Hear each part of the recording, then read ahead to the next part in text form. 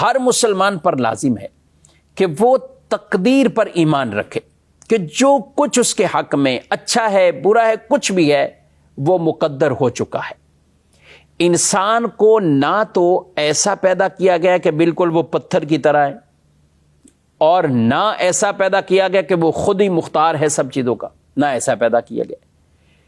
انسان کو عقل شعور دی ہے، اپنے معاملات اس نے عقل شعور اور ان تمام چیزوں سے اس نے ڈیل کرنے ہیں، سمجھنا ہے اور کرنا ہے کام، اور ہم کرتے بھی ہیں۔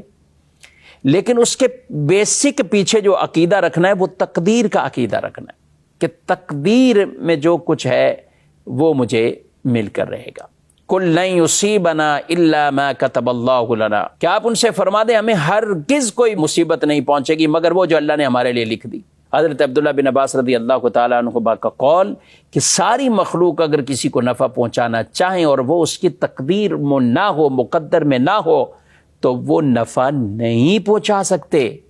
اور اگر ساری مخلوق روکنا چاہے اور وہ اسے نفع پہنچنا اللہ کی طرف سے مقدر ہو چکا ہے تو وہ اسے نفع پہنچ کر رہے گا۔ تو بیسک ہمارے تمام تر جو کام ہیں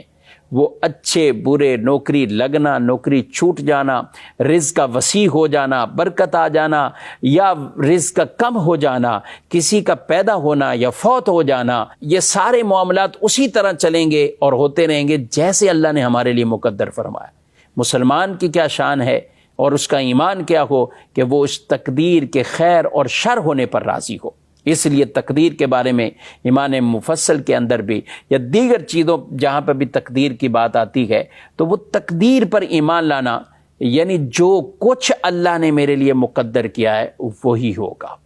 ہوگا۔ مجھے عقل شعور یہ ضرور دیا ہے کہ میں اپنے عقل و شعور سے یہ کام کروں، اور اس کام کو اچھے طریقے سے کروں یا کمزور طریقے سے یا اپنی عقل اور فہم سے، لیکن بیسک پیچھے کیا ہے وہ تقدیر کا عقیدہ وہ ذہن میں غالب ہونا چاہیے۔ جو کچھ ہے وہ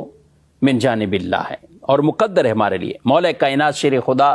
حضرت علی کرم اللہ تعالی وجہہ الکریم آپ فرماتے ہیں،